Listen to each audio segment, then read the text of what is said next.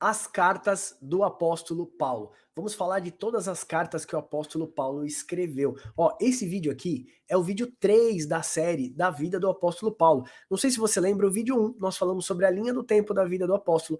O vídeo 2, as viagens missionárias, e os mapas ficaram incríveis, você também vai poder fazer download delas. E esse vídeo 3, nós vamos mostrar esse e-book aqui para você, ó, as cartas que o apóstolo Paulo escreveu. Nós vamos mostrar uma tabela aqui do Douglas Moo, tá bom? Que ele é PhD pela Universidade de San Andreas, vai mostrar o tempo, os destinatários de cada carta, vamos falar o tema principal de cada carta, até as cartas do apóstolo Paulo na prisão, tá aqui, ó, as cartas que o apóstolo Paulo escreveu na prisão. Por que eu já compartilhei esse e-book com você? Para dizer que ele vai ficar disponível aqui na descrição, ou lá no nosso site papocomdeus.com.br/estudos. Você vai poder pegar esse e-book aqui e mais de 230 que eu e o Wilber já escrevemos para abençoar a sua vida. Ó, fica com a gente até o final que a gente vai falar de cada carta, mas a gente vai dar o contexto da epístola toda, para você poder se situar, e eu tenho certeza que vai edificar a sua vida, amém? Deus abençoe você e vamos correr lá para esse estudo.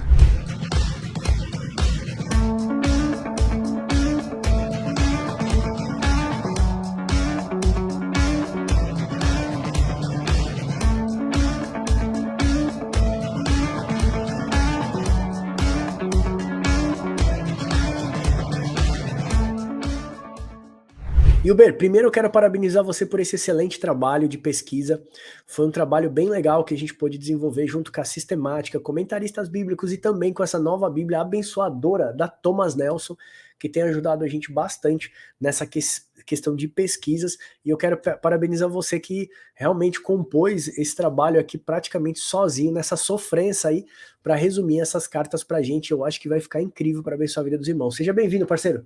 Sim, esse estudo é um estudo que a gente já estava pensando em fazer, né, há um tempo, esse panorama das cartas da vida do apóstolo Paulo, o primeiro missionário, o primeiro implantador de igreja do cristianismo, isso é bem importante.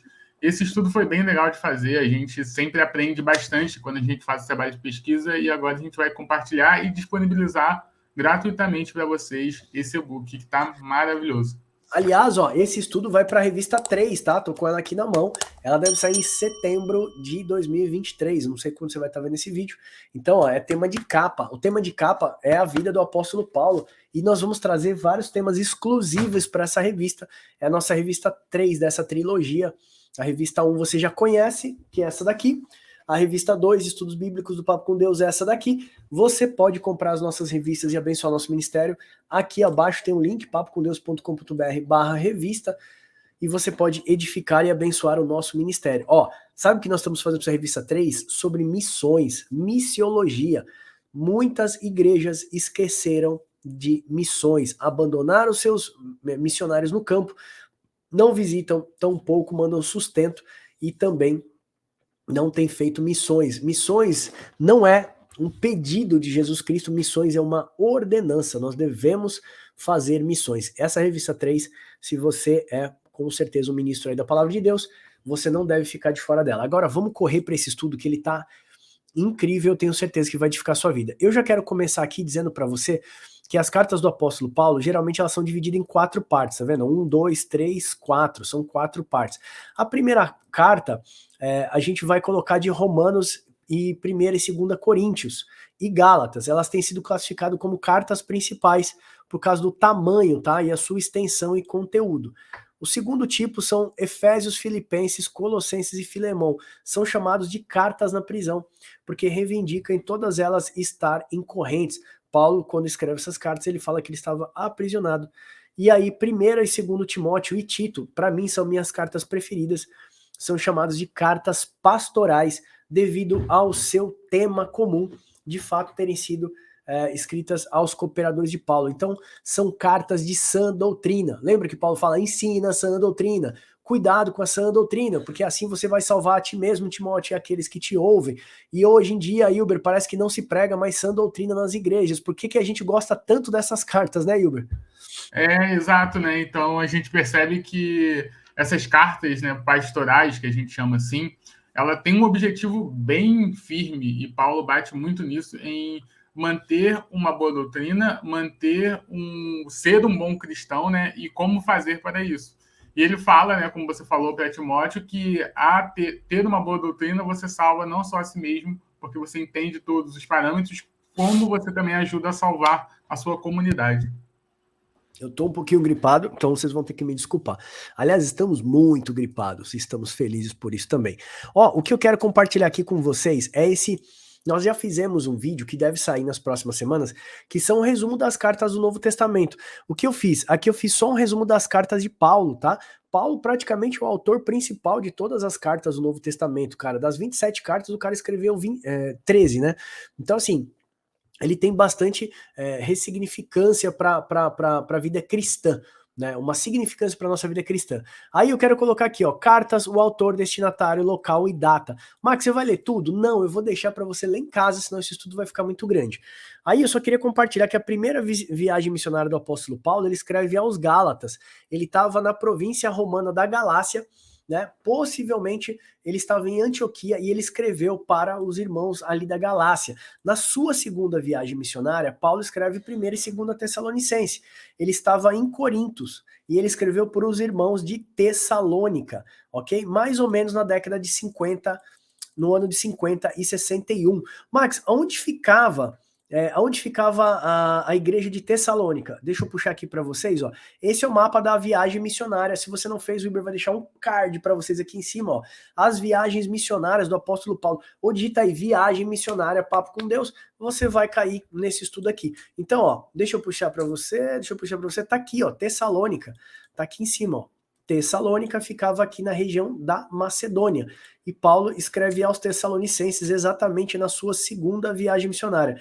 Ó, segunda viagem missionária, você vai ver aqui embaixo o nosso mapa, segunda viagem missionária, ele escreve aos Tessalonicenses entre o ano de 50 e 51, ok? O que você está fazendo aí, Max? Eu estou compartilhando o e-book das cartas do apóstolo Paulo junto com o e-book da sua viagem missionária. Porque aqui você tem, ó, primeira viagem missionária do apóstolo Paulo, tá aqui, a primeira viagem, a segunda viagem do apóstolo Paulo na página 2, tá aqui, ó, página 2, segunda viagem, você já vê que ele já faz, ó, um trajeto bem complicado, ó, bem complexo, certo? Essa é a sua segunda viagem missionária.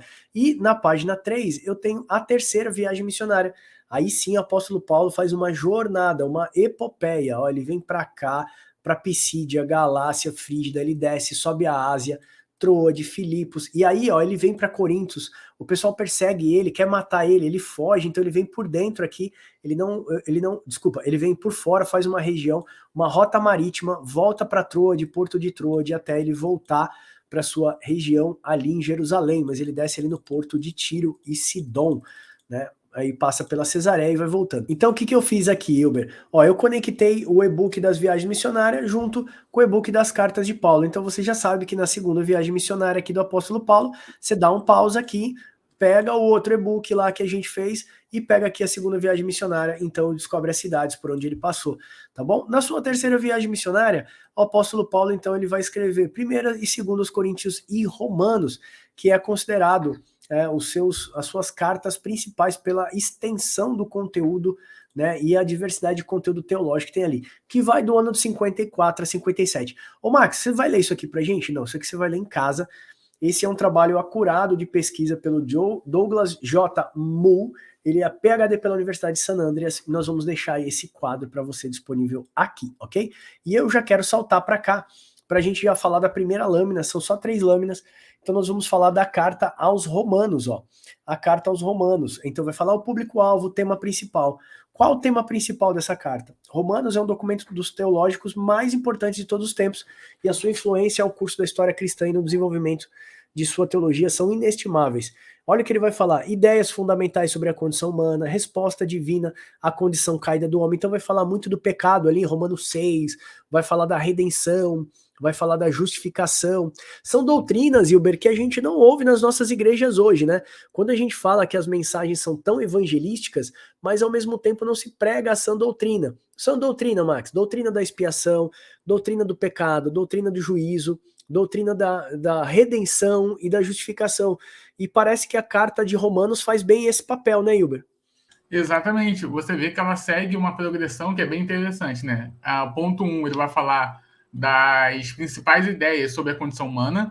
No 2, ele vai falar a resposta de Deus a essa condição por meio de Cristo.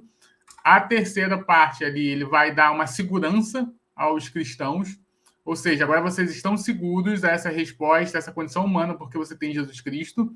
Aí no 4, né, no ponto 4, ele vai falar que essa resposta, essa segurança de salvação, ela não inclui somente judeus, mas sim judeus e gentios formando um só povo. E o quinto ponto, que é o que o Max fala, que é o esquecido, né? O pensamento e a vida transformados por Deus. E o que Deus espera do seu povo redimido. Ou seja, eu fui transformado por Deus. Deus me tirou da condição de pecado. E agora o que ele espera de mim? Como que eu devo me portar diante desse Deus que respondeu à minha condição caída e me deu um parâmetro de salvação? Como eu devo agir? Como a minha vida deve ser? E aí as pessoas esquecem disso, falando que nós temos uma graça, sim, que é perfeita, mas uma graça que exclui as minhas condições de ser humano. O que eu devo, como eu devo me comportar, como eu devo me portar diante de situações pecaminosas e de situações difíceis do meu dia a dia, da minha vida, né? Então, Paulo ele faz todo esse panorama falando que Deus salvou você e agora como você se porta diante dele, né?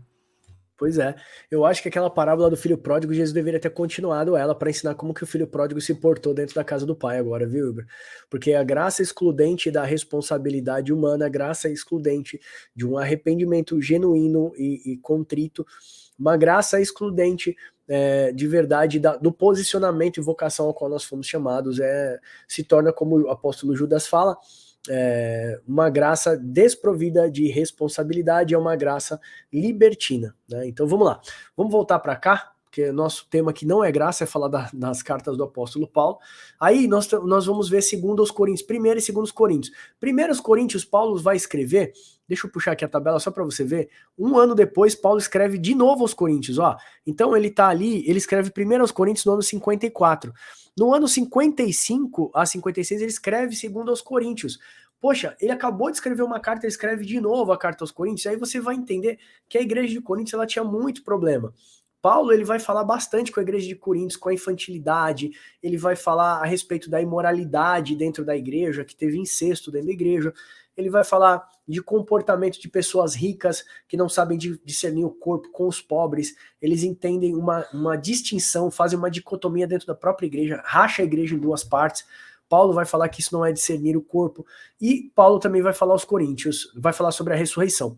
Logo, depois dessa carta ter chego lá, quando retorna a mensagem para Paulo, dois fatores importantes levaram Paulo a escrever a segunda carta aos Coríntios. Em primeiro lugar, Tito retorna com a notícia acolhedora. Então, Tito volta lá de Coríntios e fala assim, Paulo, a carta que você entregou deu certo, foi muito bom, foi favorável à primeira carta. E em segundo lugar, ele traz notícias perturbadoras a Paulo, dizendo que um dos maiores opositores de Paulo havia feito coisas que afetaram e prejudicaram os cristãos. E aí então você vai ver Paulo tentando mostrar falsas heresias no meio da igreja de Coríntios. Isso acontece bastante nos nossos dias, né? Quando você começa a ver desvios de condutas doutrinárias no seio da igreja. Parece que esses problemas eram só da igreja do primeiro século. Não é, irmãos. Né, das 27 cartas do Novo Testamento, você vai ver que 26 delas falam de falsas doutrinas, de heresias sendo inserida no meio da igreja. Então, as 27 cartas do Novo Testamento, 26 estão preocupados de falar de falsas heresias, até Apocalipse fala isso, fala doutrina de Balaão, doutrina dos Nicolaitas e tal. Muitos pastores passam por cima disso, mas se você pegar a doutrina de Balaão, se você pegar a doutrina de Nicolaíta e você traduzir isso para os nossos dias, esses ídolos só mudaram de nome, não é isso, Hilber? Os ídolos continuam aí, como disse João Calvino nas suas Institutas, ele disse que o coração do homem é uma fábrica de ídolos. Os ídolos só mudaram de nome. Não é mais aquele material de escultura, mas hoje é o coração do homem sendo seduzido pelo poder, pelo dinheiro, pela política, por mulheres, por, sei lá, tantas outras coisas, né, que o homem acaba desejando e acaba desviando o foco principal do seu coração. E Uber, antes de passar para você, eu queria falar dos Gálatas, cara. Olha só, a carta aos Gálatas foi escrita para o pessoal que estava ali na região da Galácia, ok? E os temas principais da carta eram a natureza do apóstolo Paulo e a origem a natureza do apostolado de Paulo e a origem do evangelho. Só que ele vai falar bastante sobre justificação da fé e não pelas obras, certo? O que o apóstolo Paulo estava enfrentando naquele momento, quando ele escreveu a carta aos Gálatas, era uma judaização no meio da igreja de Cristo, ou seja, trazendo obras da lei para dentro da graça de Cristo. Entenda-se que eles estavam trazendo não só a guarda de sábado, mas os rituais e sacrifícios novamente. Ô Hilber, lê pra gente Gálatas 1, do 6 ao 9, só pra gente contextualizar essa questão de equívocos que estavam sendo inseridos, fermentos no meio da igreja. Ok. Paulo ele vai falar assim, né? Admiro-me de que vocês estejam abandonando tão rapidamente aquele que os chamou pela graça de Cristo para seguirem outro evangelho, que na realidade não é o evangelho. O que ocorre é que algumas pessoas os estão perturbando, querendo perverter o evangelho de Cristo. Mas ainda que nós ou um anjo do céu pegue um evangelho diferente daquele que lhes pregamos, que seja amaldiçoado.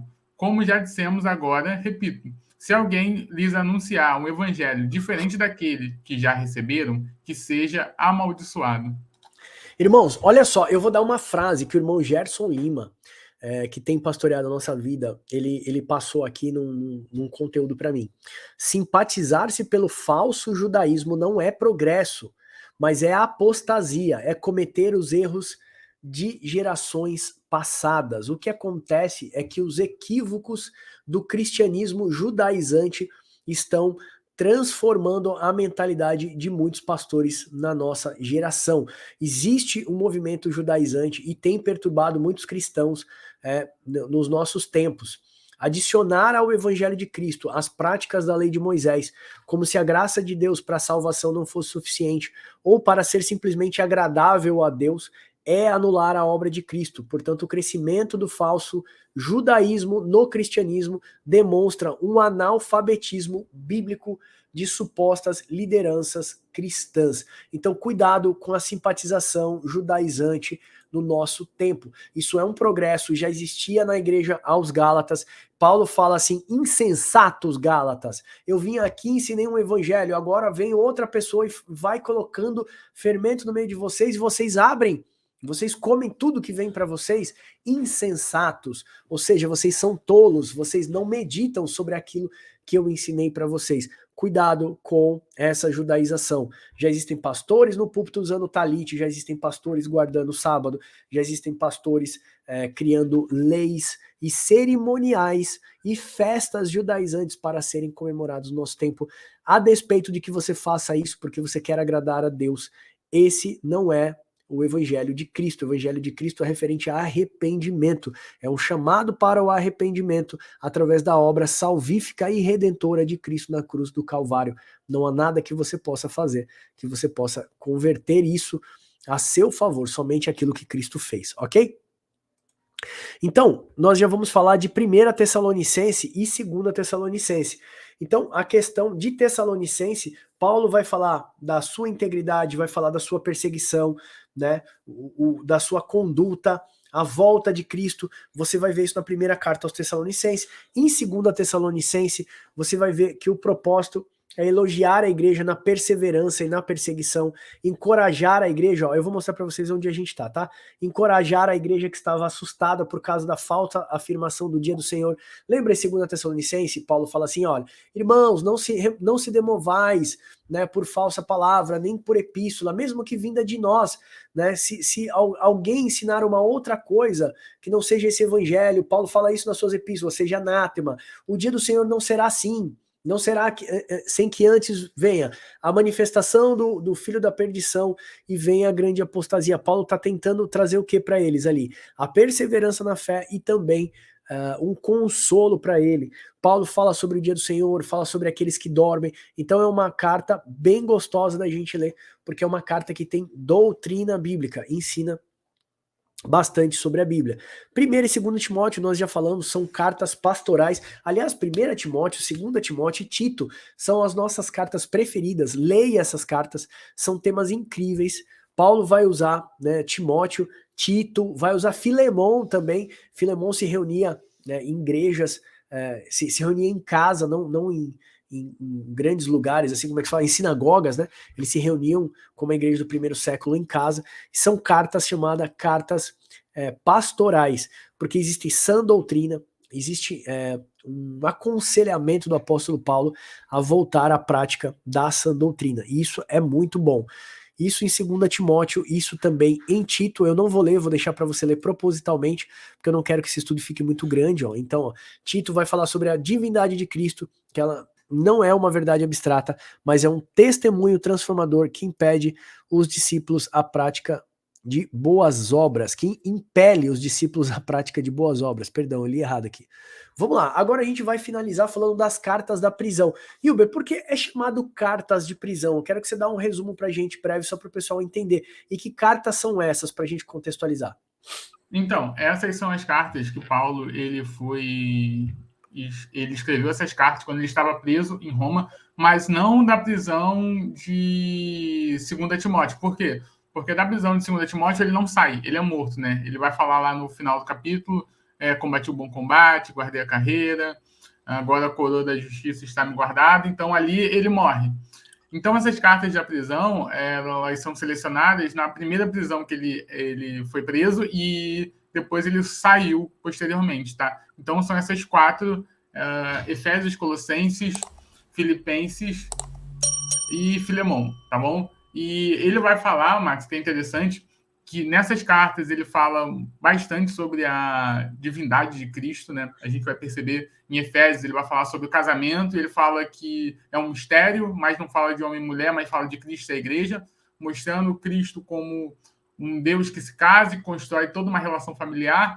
E Filipenses, né, ele fala aquele cântico, né, que a gente fala que é um hino cristológico, que Cristo se esvaziou de si mesmo, não tomou postura como Deus, mas foi entregue como servo, né? Então a gente percebe muito essa divindade de Cristo dentro dessas cartas. Olha só, o que o Wilber falou, eu vou voltar em Efésios, tá? Que o tema principal da carta são esses 3 tópicos, ó. A carta traz, nos primeiros capítulos, a história fundacional de como a igreja deve entender a sua identidade. Então vai mostrar como você, igreja, deve entender a sua identidade. A carta mostra o plano de Deus de unir em Cristo todas as coisas. Lembra que o versículo fala fazer convergir nele todas as coisas, que tudo é por ele, para ele são todas as coisas. E o terceiro aspecto, que eu acho que é importante, não daria pra gente saltar nesse estudo, vai falar sobre o aspecto central da unidade da igreja, uma única igreja, ok? Mostrando a reconciliação de judeus e gentios. Nós fizemos um estudo chamado Soreg, Hilber, deixa um card para eles aqui, Soreg. Max, o que é Soreg? Soreg era o muro que separava e já não separa mais. Deixa eu ver se eu consigo encontrar aqui no meio, ó, ao vivo, tá? Vamos fazer esse negócio aqui ao vivo. Chama-se Soreg. Deixa eu ver se eu acho aqui. Soreg. Neemias, muro que separava. Tá aqui. Achei. Ao vivo, hein? Quem sabe faz ao vivo. Então vamos lá. Perdão. O que acontece? No tempo de Herodes, né? Herodes começou a embelezar o templo ali, que foi levantado por Zorobabel. E aí, o que acontece? Josué e Zorobabel, aí os judeus pedem para construir esse muro aqui, ó, tá vendo? Aqui tem um muro no pátio grande, um muro, exatamente para separar judeus e gentios, tá? Na hora de servir o Senhor no templo. Então eu vou dar um zoom, deixa eu ver se eu consigo dar um zoom aqui, mais um, pronto, mais um. Dei zoom demais, tá aqui, zoom. Então, irmãos, existia esse muro aqui, Soreg ou Sorek, que ele não existia no templo do templo de Salomão, tá? No tabernáculo antigo não tinha isso. Os judeus criam esse muro, então, para separar judeus e gentios, para afastar os gentios. Por isso que aqui era chamado Pátio dos Gentios. Se você não fez isso tudo, você precisa fazer, ou baixa o e-book também, tá? Então os gentios ficavam lá de fora e só os judeus ficavam mais próximo do Santo dos Santos. Olha só, como que as pessoas faziam para chegar perto de Deus, para ver Deus? Eles precisavam ver o templo, eles viam o templo, eles queriam estar perto do templo.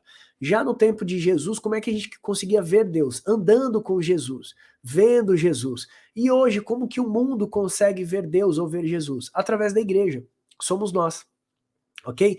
E lá a carta aos Efésios, o que o autor está dizendo? Ele está querendo dizer exatamente da reconciliação de judeus e gentios num único povo. Fazer unir e convergir o único Israel de Deus e o único povo. Por isso que eu e o Wilber não fazemos dicotomia de povos. Por isso que nós não somos da linha dispensacionalista. Nós não acreditamos que Deus vai tratar com judeus diferente que tratou com gentios. Deus já julgou os judeus na diáspora 70 depois de Cristo e já espalhou eles por todas as nações, que era uma promessa. E existe a promessa, se não me engano, está em Isaías e alguns profetas também, de Zacarias, de fazer novamente o movimento de unir judeus e gentios no corpo de Cristo, unir os judeus espalhados novamente. Só que isso é a nova Jerusalém que desce do céu. Gálatas 4 vai falar sobre isso. Uma é escrava e outra é livre, né? Um é filho da promessa e o outro não. A de baixo, ela não é mais santa. A Jerusalém de baixo, ela não é mais santa. Ela julgou, condenou e matou o nosso Senhor. E ela não se arrependeu dos seus pecados, ok? Então chamar a Jerusalém de baixo de santa é uma tipologia que tudo bem, é uma linha de escatologia que compreende assim. Nós não compreendemos assim. Nós compreendemos que as promessas estão sobre a nova Jerusalém. Veja, se precisa de nova é porque a velha não se sustenta mais. E você vê que a nova Jerusalém que desce do céu, ela está ataviada, vestida de noiva, pronta para se casar com seu noivo. Então é o quê? É um povo agora que desce para casar com seu noivo. O povo se torna numa igreja, ok? Se torna numa cidade, da qual Deus vai habitar pela eternidade. Segunda de Pedro 2,4 vai falar isso, que nós somos pedra vivas, sendo edificado, casa espiritual, habitação de Deus o Pai na eternidade. Efésios 2,20 também vai falar a mesma coisa, que nós estamos sendo erigidos pelo seu Espírito, uma morada de Deus para a eternidade. Então nós sabemos que Deus está construindo a cidade da qual Ele mesmo vai morar, que é a Nova Jerusalém, que é um povo que agora será justificado, glorificado, será santo e habitação de Deus para a eternidade. Então, essa carta de Efésios, ela é incrível, porque ela é bem mística. Ela vai pegar todos os mistérios de Deus e fazer convergir todos em Cristo. Vai pegar todos os mistérios e à luz das Escrituras, e com o entendimento dos profetas e da lei, você vai conseguir fazer um bom entendimento do que Deus está mostrando. Então, nós não separamos judeus da igreja, nós não separamos judeus e gentios, são Israel de Deus, é a nova Jerusalém que desce do céu, agora pronta para se casar com o seu Senhor. Essa carta é incrível, você deveria estudar ela. E aí tem a carta de Filemão, que Paulo deseja despertar em Filemão o espírito generoso do cristianismo, de modo que ele receba Onésimo por amor, como seu irmão em Cristo também espera que Onésimo reaja tendo o amor ao cristianismo. Irmãos, esse estudo é legal, eu só quero concluir agora mostrando a conclusão desse estudo para você. Paulo conhecia a sua vocação, tô aqui no finalzinho, ó. Paulo conhecia a sua vocação. Ele foi uma carta viva de Deus. Ele pregou o evangelho através do seu testemunho de fé e obediência. Então Paulo foi a própria carta viva. Já ouviu falar aquele verso, Wilber? Pregue, fale de Cristo em todo momento e, se possível, com a boca. Não é verdade? Porque as nossas atitudes, as nossas ações, nosso testemunho de vida fala muito mais. Nós chamamos de pisaduras. Por isso que quando Paulo escreve uma carta, ele diz assim, ó, recebam aí também, eu acho que é Filemão, hein? Ele tem andado nas mesmas pisaduras que nós. Não, acho que é Timóteo. Receba aí também Timóteo, porque ele tem andado nas mesmas pisaduras que nós. O que é pisaduras? Testemunho, né? Exemplo, testemunho de fé, ok? Então eu quero encorajar você também a seguirmos as mesmas pisaduras de Paulo, andarmos em obediência na fé e a devoção à vocação ao qual nós fomos chamados. Sabemos que o nosso chamado é de sermos testemunhas daquele que nos chamou das trevas para a sua maravilhosa luz. 1 de Pedro 2,9, vocês, porém, são geração eleita, vocês são sacerdócio real, vocês são nação santa, povo exclusivo de Deus para anunciar o evangelho, as grandezas daquele que nos chamou das trevas para sua maravilhosa luz. Antes nem sequer éramos povo, mas agora são o povo de Deus. Não haviam recebido misericórdia, mas agora vocês receberam. Nós precisamos ser cartas vivas para o mundo. O que esse estudo das cartas do apóstolo Paulo nos ensina, fora o contexto histórico imediato, nós temos um contexto profético. Sermos as cartas de Deus para o mundo, sermos testemunhas vivas e fiéis daquele que nos chamou para a sua maravilhosa luz. Veja, Cristo não chamou você para ser próspero, Cristo não chamou você para o evangelho do bem-estar, ele chamou você para ser testemunha, ser-me-eis minhas testemunhas em Jerusalém, em Samaria, depois até os confins da terra. Certo, Wilber? Certo, exatamente. Então a gente percebe toda a campanha, né, a epopeia missionária de Paulo de montar a igreja, de cuidar dessas igrejas, de estar ali dentro dos problemas cotidianos das igrejas, né? Ele escrevia carta, ele se inteirava dos assuntos, ele queria saber o que estava acontecendo, né? E como o Max falou, as obras, o testemunho é fundamental para o cristão. Um cristão sem testemunho é bem complicado, tá? Porque com as nossas palavras a gente pode até ter uma certa grau de persuasão, por exemplo, como tem muitos, mas pelo testemunho é que a gente consegue fazer com que pessoas nos olhem e vejam a semelhança de Cristo na nossa vida. Então, pessoas que falam bonitinhos ou que mostram algum tipo de conhecimento, isso não é tão importante assim como aquelas pessoas mais simples e mais humildes que mostram testemunho de vida, mostram piedade, mostram caridade, mostram um compromisso com o corpo de Cristo, mostram um compromisso com a igreja. Isso é que vai contar no final, né? Isso que agrada o coração de Deus, porque tem pessoas que falam muito sobre a Bíblia, mas não têm uma vivência prática, não têm uma vivência de saber o que está acontecendo com a igreja de Cristo, né? Então muitos pregam a palavra dentro de um quarto de uma sala, mas não sabe a realidade da vivência de Cristo, né? E a missão que o Max fez na última semana abriu os nossos olhos, né, para a condição que a igreja está realmente, uma condição ali que precisa de ajuda e que às vezes a gente na internet a gente não tem a dimensão. A gente sabe que há coisas ali que a igreja tem que chegar, tem que resolver, mas a gente não entende a dimensão e a gente só consegue entender a dimensão quando a gente está lá no campo e a gente vê a vulnerabilidade daquelas pessoas. Verdade. Jesus disse: eu vim testemunhar a respeito daquele que me enviou, o Pai. Vai vir aí o Espírito Consolador que vai testemunhar tudo a respeito de mim. E agora vocês vão testemunhar a respeito de Deus, o Pai. Então nós somos testemunha de Cristo. As pessoas olhavam para Cristo e viam Deus, e as pessoas querem ver Deus, e ela só pode ver Deus através da igreja. Você precisa ter um testemunho de Jesus Cristo na sua vida. O que o Uber falou é bem verdade. Nós tivemos no Nordeste, Deus marcou nossos corações para sempre. Vai sair um estudo, fica ligado, chamado Missões, uma ferida aberta no coração de Deus. Deus abriu uma ferida nos nossos corações, nos marcou para sempre. E a gente vai carregar essa ferida para o resto da vida, fazendo missões, porque nós entendemos que essa é a vontade de Deus para a igreja. Não tem um outro chamado a não ser sermos missionários dentro do nosso trabalho, escola, igreja, cidade, países, estados e o mundo afora. O mundo é a grande seara. Vamos orar a Deus que envie mais ceifeiros, porque a seara é muito grande, com certeza. Amém? Eu espero que esse vídeo tenha te abençoado. Não esquece de você baixar no papocomdeus.com.br/estudos a trilogia, todos os e-books aqui da vida do apóstolo Paulo.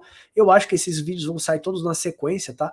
Vai sair a vida do apóstolo Paulo, as viagens missionárias e depois as suas cartas. A gente não leu nem 10% do estudo, porque senão ia ficar gigante. A gente ficou saltando, dando alguns tópicos curiosos para você, mas o Wilber fez isso aqui com carinho, porque vai falar a procedência da carta, os destinatários que essa carta foi proposta, os propósitos de cada carta.